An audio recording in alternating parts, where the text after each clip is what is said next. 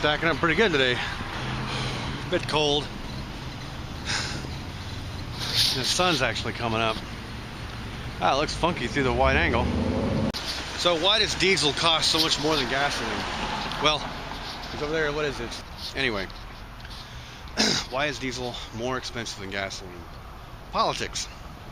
See, the politicians think that if they keep gasoline prices below diesel, subconsciously everybody will compare those two prices and see that the gasoline's a cheaper number.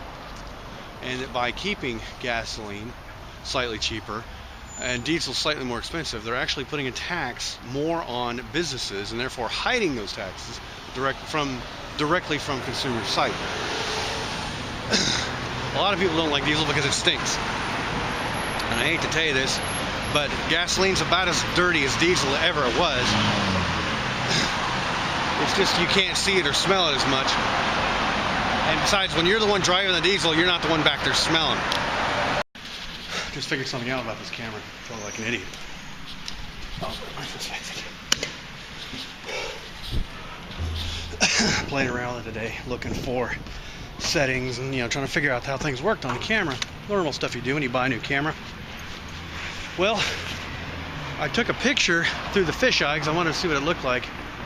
And I noticed something pretty funny. I was like, man, it really looks like a fisheye when you take a picture. I mean, it's just all, there's no edge, basically. It's all just black around the edge. I'm like, that's a lot wider angle. So, I tried the different resolutions of video, and I had shot some 720p just as testing, but I hadn't noticed the angle of view is a lot wider when you shoot 720p. When you shoot 1080p, it drops the angle of view.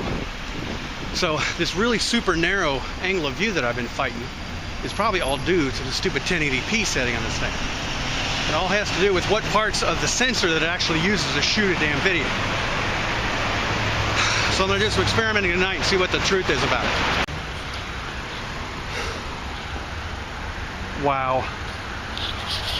Okay, here's 720p. This upsets me. I wish I had known this before I've been shot all the stupid videos.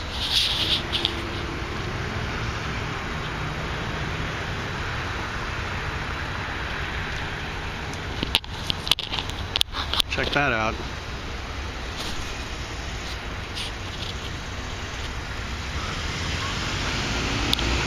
You can see people coming in going.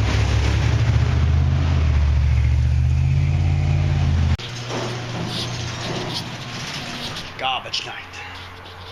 Let's see. Anybody want to buy the property in front of ours? You'd have to live next to us. Okay, I'll stop complaining about the damn camera. It just upsets me that I hadn't paid enough attention to know what was going on with this thing. I have an anecdote from work today.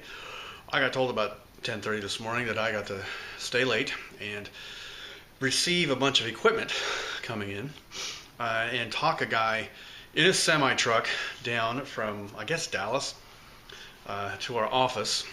And in this semi, they had 8 of these racks. What a rack is it's one of those things you see in a server farm with the multiple computers are stuck in. The framework that they're stuck in is called a rack. Well, we got 8 of them. Nothing special about that. Every company uses them nowadays. But I got to receive them and sign the paperwork and haul them upstairs and put them in the right place and all this. But one thing stuck out to me while I was filling out the paperwork. They charged 4 hours, and not the truck driver, but there was a truck driver and an assistant basically to actually pull the stuff for me up the stairs or up the elevator and all this, which was great. But they charged 4-hour minimums, and it took them 30 minutes. And I'm sitting here thinking, oh, here it begins. That's union. That's basically union labor. 4 hours. They charge 4 hours, and I know there's some travel time, and traffic is horrendous that time of day because it was 6 o'clock basically when they showed up. My God, where's my 4-hour charge time for every task? That's what I want to know. I don't know. That was just the first time I got to actually see the cost of union labor coming at me. And it's not even my money. I'm still like, oh my God.